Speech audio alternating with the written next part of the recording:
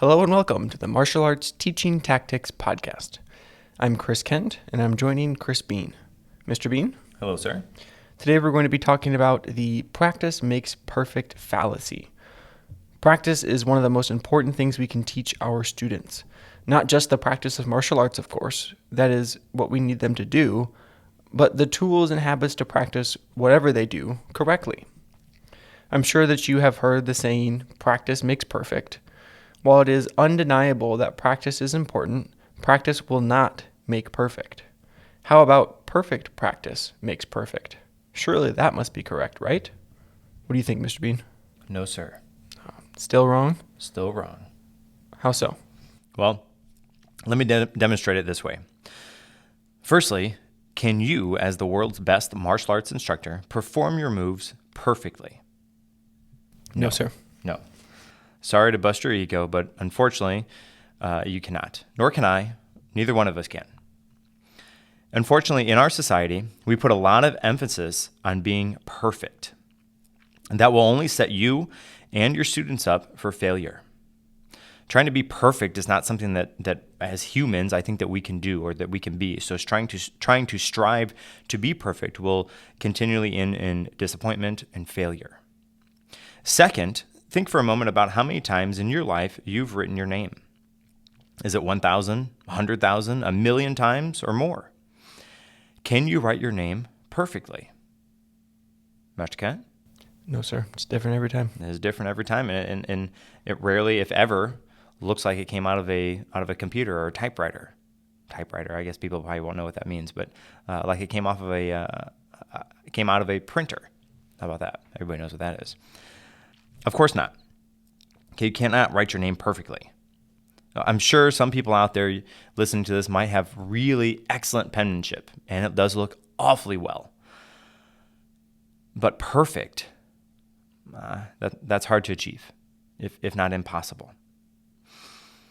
I'm sure it's a great improvement over what your handwriting or your name looked like when you were learning to write and you were 5 years old, but not perfect. So let's stop using that term. Let's take the term perfect out of our vocabulary. Now, I know some of you are thinking, well, some things you can do perfect. I can take this thing apart and put it back together and it'd be perfectly the same.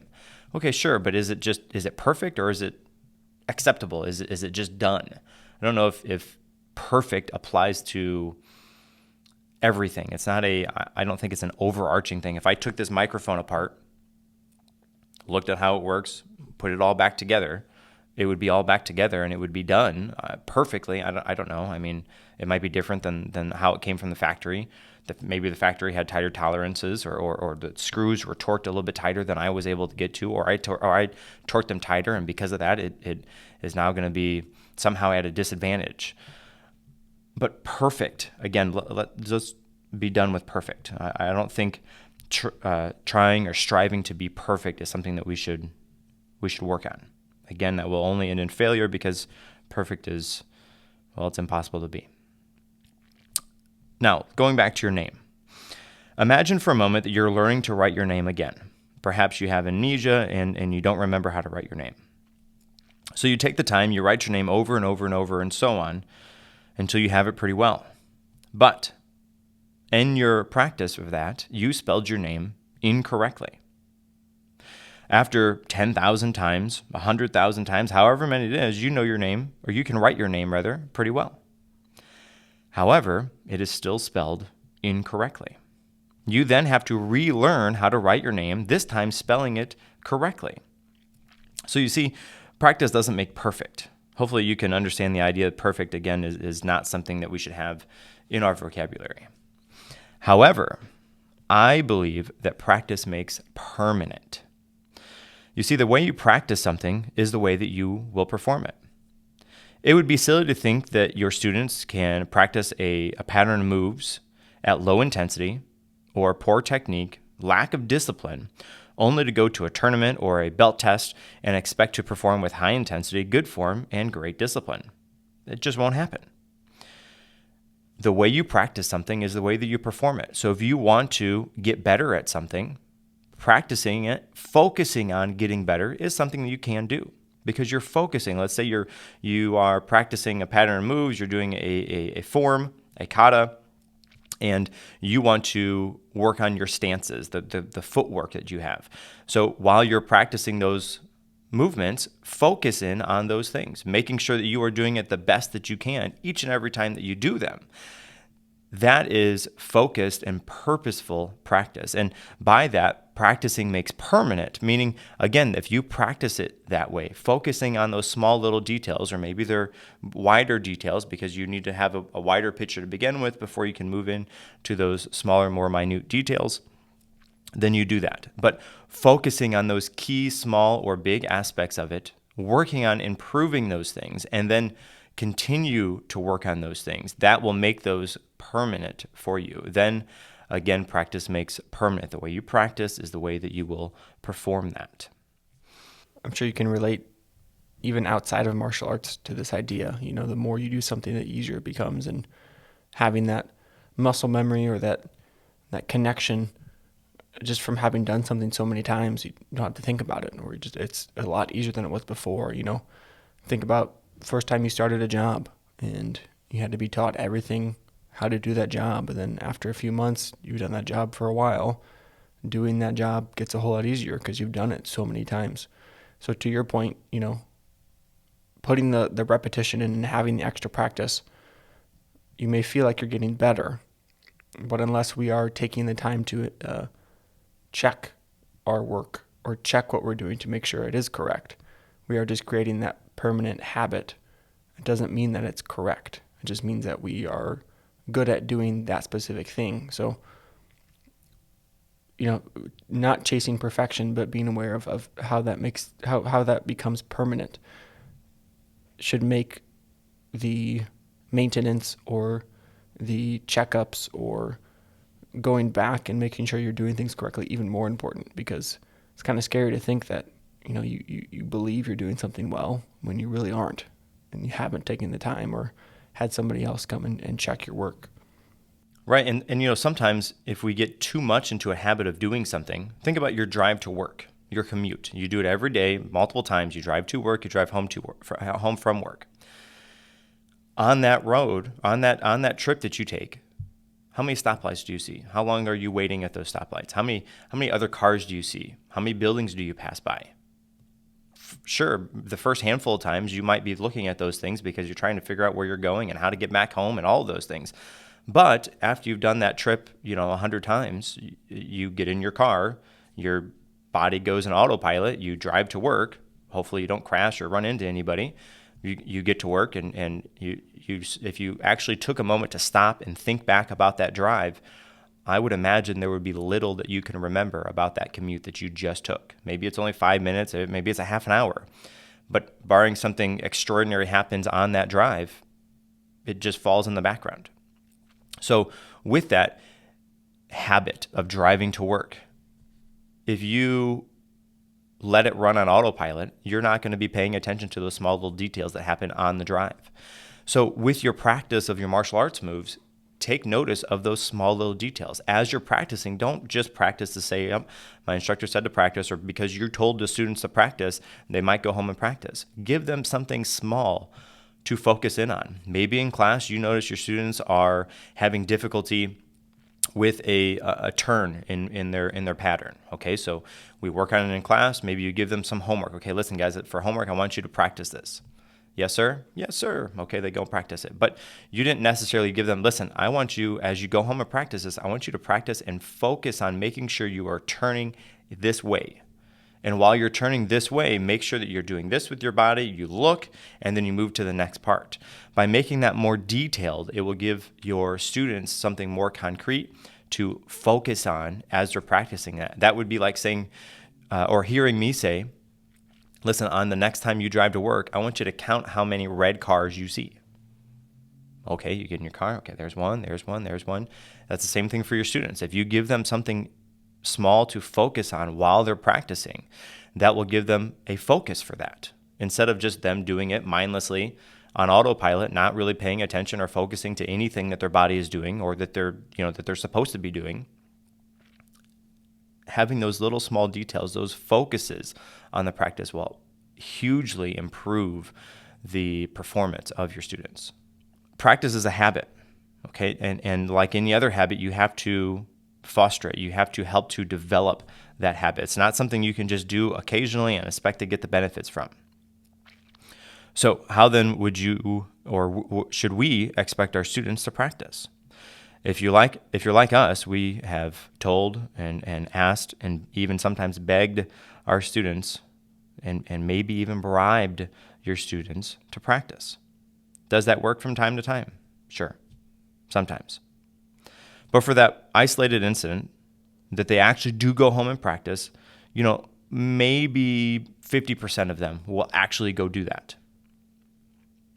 You should have a lesson plan that includes practice time in your class so that you can be there to help to give the students the feedback for that practice. Not only that, but it'll help to set up the mindset of practicing. It'll help to demystify practice for those students. Because sometimes you have the students, you give them that self-practice time in class. What is self-practice time? Let me back up just a little bit. Self-practice time is time that you take in class that you have the students go over these movements. Listen, hey guys, I'm going to have you guys practice this on your own. I'll be around to check you, but when you get done, I want you to do it again. And when you get done, just do it again. If I come by, I might tweak or change some things, but then you just go back, you just continue to practice it. Just do it over and over again. I have had students come to me after that class and say, wow, that's what practice is? I thought, whatever they thought it was like is not. You just do your stuff, right? So sometimes giving them that opportunity to see, oh, hey, this is what practice is? Oh, that's not so bad. I could probably do that at home. Clears up that, it demystifies practice, right? For whatever reason, I don't know, but sometimes people just really get in their heads about practicing. Oh, they have to have the candles on, and you have to, whatever it is, but just do your stuff, right? It doesn't take, you don't have to have some huge drawn out system to do it. Just go do your form. Go do your pattern. Go practice your hand technique, foot technique, form, or whatever it is. Just go do it.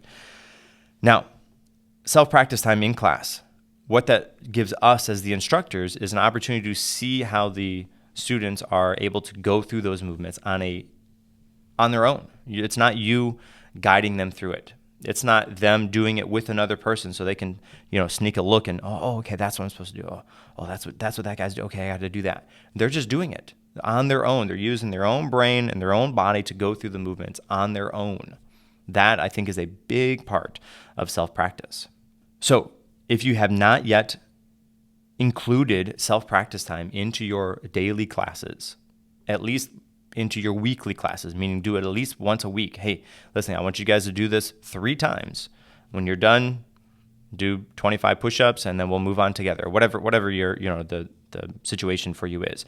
But having that self-practice time in class at least a handful of times throughout your grading cycle would be a huge benefit, not only for you because you can get to see how they are able to interact with those movements. It also lets you know that it really pinpoints who is struggling over those moves, because it's easy to do those moves in a group where they can kind of fall in line and just sort of do what everybody else is doing. But when the students are made to do those on their own, without the help, without the assistance, without visual cues or references for those other people, you will clearly be able to see who knows their stuff and who needs some more work. It's like the bumper rails at the bowling alley. During class, we are the bumper rails to help guide them in the correct direction. And when we're not there, they're strolling down the lane. And if we don't help them dial in or improve their technique, then they are going to continue to throw the bowling ball into the gutter. So being able to be there for them and help them find the right move or right thing to do while they're in class is going to help them when they go home and practice. And the way that they do it in class when we are there to help them and watch them is probably 30% better than they're going to do it at home.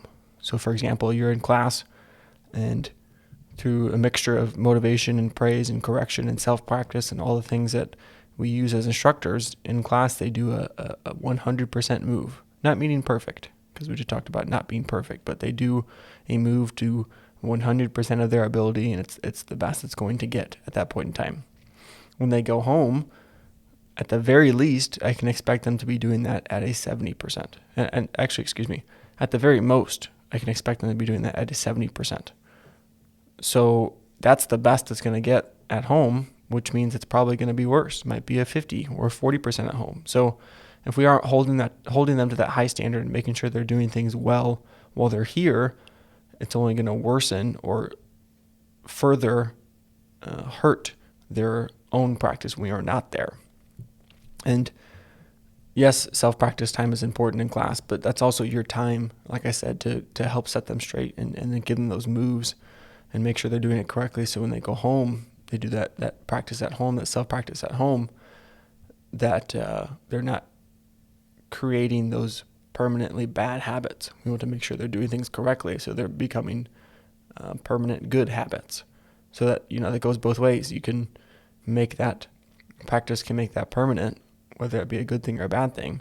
And it's our responsibility and our job to make sure that they are practicing the right thing so that they create those good permanent habits. And that's not just their martial arts moves. It's their character attributes and their behavior and their manners and their social skills and all those things that we also work on in martial arts, and enforcing those things and making sure that those things are being practiced not only inside the karate studio, but also outside as well, so that they become those permanent good habits.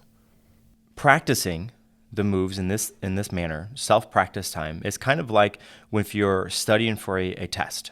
If you're studying for a test, there's a couple ways that you can help to recall that information. You can read the text and then reread the text and reread the text over and over and over again. And that's one way to study for it. Another way is what they call active recall. And so what that means is I read through the text, I close the book, and I write down as many things as I can remember about those texts that I read. Now, you have to try to not go back and do it verbatim. You don't want to, I don't remember exactly what the words. You just write it as best you can. And what that'll do is that forces you to actually think about those things that you read. How do we break that down for martial arts? Well, we teach a movement. And maybe you do this early on. So for us, right now, we just started a new testing cycle. So we've had one class with those students so far. I had new students that I taught 3 new hand techniques to. I told them what the move was. I showed them what it was. Then we did it together. We did it together 2 or 3 times. And I said, okay, now I want you guys to do that. And I'll be around to check and see how you did. So what I did was we talked about what the move was. I showed them it. They did it with me, maybe 4 times. And then I said, okay, now you do that. Now, to be fair, those moves are not very complicated. They're not very demanding. They're not very hard to do. But I forced them to think about what they were doing. I forced them to actively recall that, having only seen it and done it with me just a handful of times. Okay, now it's your turn. Go do that. Well, I have to remember and actually do something. Yes, yeah, use your brain. Do this thing that I just asked you to do. And then they did it on their own 4, 5, 10 times or so. Then we moved to the next one. And doing that in your class, sometimes having them recall that information before you think or they think they're actually ready to do that will really stretch them and force them to really think about those moves. And by doing that, makes that focus, like we talked about before, that gives them that focus practice. They're actively thinking about those moves as they're doing them, which will greatly help to benefit them not only in the beginning, but throughout the time that they're learning those moves, because they're actively thinking about it. And they had to do that from the beginning. I'm not hand holding them. I'm not spoon feeding them. I'm almost force feeding them the information and say, okay, now you go do that. And then I'm around to check and give that feedback if and when it's needed, so they can continue to practice those things. And like we talked about, not have the bad habits, especially from the beginning. But they did it on their own. I didn't have to be there and do it over and over and over again with them. Okay, we did it once, 3, 4 times. Okay, now it's your turn. You do that. And that I found is such a way to not skyrocket. It'll give your students a boost in learning those moves. They'll learn it, much quicker than as if you if you spoon fed them, okay, do this. Or if you hand hold them, okay, move your body like this. And you tell them every single time, okay, you do it like this. And get them go through the mistakes. Let them do that. Let them feel how it feels on their own body and their own brain, thinking about and moving through those motions, because that will help to make that connection for them. Talking about this reminds me of the spell check correction method. If we're just holding their hand the whole time and giving them all the answers, it never forces them to engage and critically think about what they're doing, and creates that bad habit, because yes, we have resources like our app and videos they can watch at home and see how the moves are done, but at the end of the day, we're not there with them. And unless they are very serious about their training, they're not going to take the time to pull up the video and do it side by side every time. Or even worse, they may not realize they're doing it wrong. They may think they're doing it correctly the whole time. So, letting them make the mistakes and either helping them discover it was a mistake or letting them find out for themselves that it was a mistake, and then figuring out how to correct that mistake is important, because that's a good habit of catching yourself and checking your work, so that when we aren't there to call them out or give them the right answers, they're able to do that for themselves. And it's going to make them even better at practicing, even better at the martial arts as well. Absolutely. One thing that you said that I didn't want to skip, because it's very profound and it's something to keep in mind, is forgetting is the default, not the exception. So if I'm teaching you something, it's almost better for me to expect you to forget it than expect you to remember it. Because number one, if you do remember it, then I'll be surprised and I'll be in a better position. But number two, it doesn't set me up for failure, in the sense that I'm expecting you to remember these 3 moves, and you remember one of them, and my whole class hinged on the fact that you remember these 3 moves. We have to go back and do all those other things over again. So forgetting is the default, not the exception. And keeping that in mind, hoping they can do better than that, but that's going to help them to realize the importance of practice. But it's also not going to set us up for failure and expecting too much of them that they're not going to be able to deliver for us. I encourage you to go through your curriculum and develop practice cards. A practice card can range from a simple flashcard for general terminology, or you can have, like what we have, a more complex practice card system. We have their practice cards set up as online surveys. After doing the information on the practice card, they mark that it's complete, and the school gets a notification or an email that it's been done. The reason I believe these practice cards are so important is because they'll help your students practice their information outside the classroom. It gives them those things to focus in on at home. If they can work on that information at home outside of the class, of course, they'll be relying on their memory of the information or the skill or the movement. And of course, that is the best way for them to work on and retain that information. That also gives us a great opportunity to hone in and make that specific practice. Like we always talk about, I don't want to just give you a general thing to do, but it's the perfect chance for me to say, okay, do this specific move this many times, focusing on this thing. We can do that for each and every single move and technique. And it takes that memory out of it, because they don't have to remember the next day, oh yeah, they told me to do this move this many times with this, because it's right there in front of them. They have it on the card. They look at it. Do this move 10 times. Okay. Check it off. All right. Do this move 10 times. Okay. Check it off. Do this move 7 times, but as you do it, focus on your stance. Okay. Check it off. And it allows us an easy way to deliver that specific practice guideline, and then also allows us to know that's what they are practicing when they do it. Because I could tell you to practice, but you go home, I don't know what you did. I'm not sure. But you do that check, you do that card, you check it off, I know exactly what you did. And oftentimes you tell that student to go home and practice, and they said, I did practice. Okay, what did you practice? Well, I practiced all of the old information. They practiced 0 of the new. Have you found that to be true? I for whatever reason, did you go home and practice like I asked? Oh, yes, sir. Well, okay, well, what specifically did you practice? Well, I practiced this, this, and this. All the old stuff. Well, how come you didn't practice the new stuff? Silence. Well, I don't know. Well, it would have been nice if you actually practiced the new stuff, because you already knew the old stuff. Sorry to... No, that's good. That's a good addition. And also the nice thing too, and you might be mentioning this later, I'm not sure, but because we get notified they did it, next time I see that person in class, I can say, hey, I saw you did your practice card. Good job. That helps reinforce that positive habit in them. But then everyone else in class hears that kid or that student get the praise for doing that practice card, and maybe instills or plants that little seed inside of them that thinking, oh, maybe I should do that practice card too, and get that extra practice in. So not only having the cards, but also being able to know who did them, when they did them, and get that feedback is important too, because we can then use that as a method of praise or correction or motivation for our students. So what does a practice card look like? Well, for each and every belt level we have, excluding white belts, and I'll touch on why that is in just a moment. But for each of our belt ranks, we have practice cards. And actually, they have multiple practice cards. So they have between 5 and 7 practice cards per grading cycle. That seems like a lot. Of course, they're not getting them all at one time. They wait about 2 weeks before they get the first one. And the first one is simply practice this new hand technique 5 times on your right side.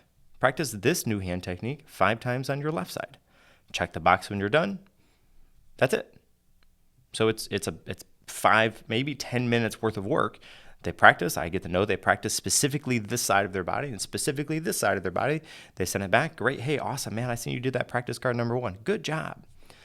Then, a week or so, actually a week later, a week later, they get another one. Now they're on kicks. Okay, practice this kick 5 times on the left side. Practice this kick 5 times on the right side.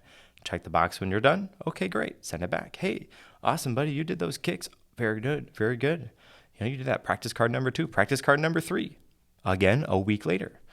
They practice their form, their kata, their pattern of moves, 5 times.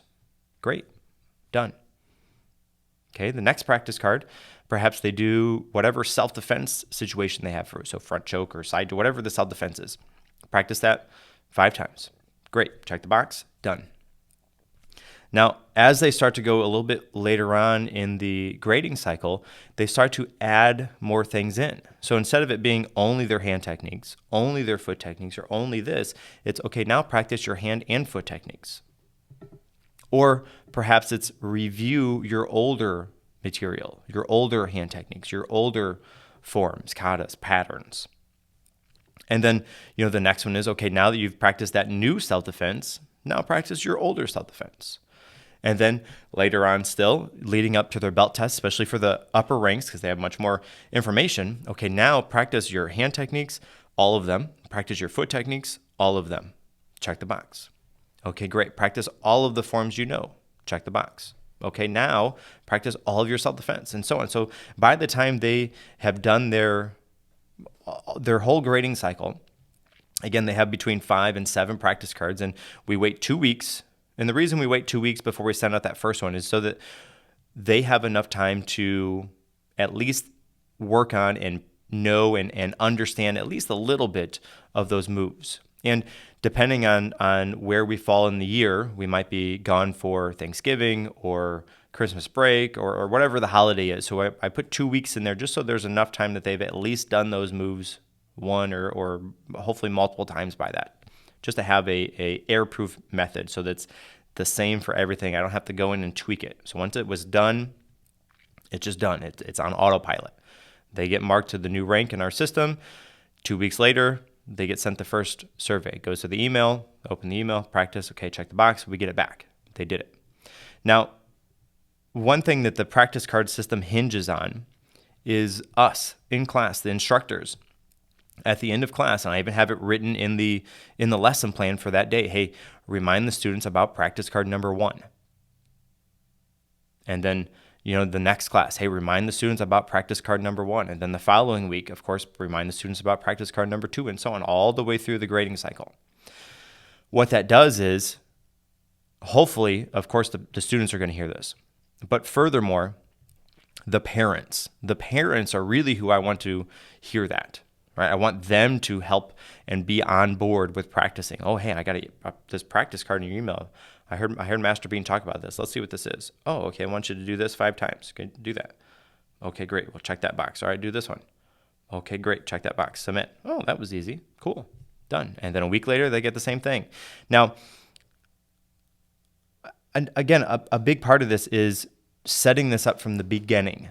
Don't do this as a test run with like your upper belts, because they won't have that habit. They won't know to look for that. It'll just be another thing for them to do. But if you start this from the beginning, you start this from the yellow belts, and I'm getting to white belts, that'll be next. If you start this from the yellow belts on up, that instills that practice habit from the beginning. If they're with you, they hear the practice card, oh yeah, yep, I got to do that. Then as they go through the ranks, through your cycle, through your program, they know that that's just a part of the process. They know that they learn the information, and then a week or so later, okay, yep, I got to do that practice card. Yep, I got to do this practice card. And that's going to greatly benefit and help your students in so many ways. Now, white belts. Why don't white belts get practice cards? Well, depending on your school, you might be able to do practice cards for white belts. For us, the way our introductory program works is they come in at any point in our 3-month cycle. And depending on where they come in at, depends on if they test on that very next test or if they have to wait past the test in order to go to the next one, just so they have enough time in to really understand and learn those movements. The reason they don't get practice cards is because not every white belt starts right at the beginning of the grading cycle. So I can't send them a automatic dripped email that has their practice card in it, because I don't know exactly where they're at in the lesson plan. I don't know where they're at in our curriculum. But at yellow belt, that's when it starts. And sometimes for the white belts, we even say, hey, listen, now as you are getting ready for your belt test, I just want to let you guys know that when you're yellow belt, of course, you'll be coming to class, you'll be practicing at home, but you'll also have practice cards, and you kind of can introduce that concept to them so that depending on if they test in that cycle or they test in the following one, doesn't matter. They have at least heard and know that something like that is or might be coming down the road for them.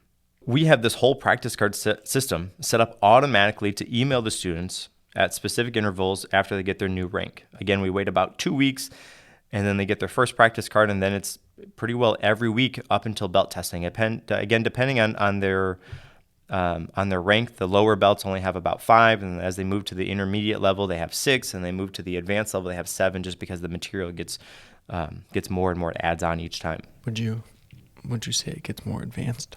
It does get more advanced as they progress through the ranks. Yes, sir. This method, again, may seem like too much, but if you only ask a little from your students, they will only give you a little. If you ask for little effort, they will give you little effort. Of course, I know not everybody is going to complete these practice cards, but the ones who do, as you can imagine, excel in class. They pass their belt test with flying colors, and it is clear to see those students who actually do those practice cards. Now, of course, some of that is we get to know, we see that practice card come back to us. And then on top of that, we commend that person for doing that. And so maybe that person is standing out a little bit in our eyes, and maybe there's, some sort of a bias going on there. I understand that, but I'm willing to take it. It was worth the effort to make those practice cards and put those in the effort if it's going to benefit the students.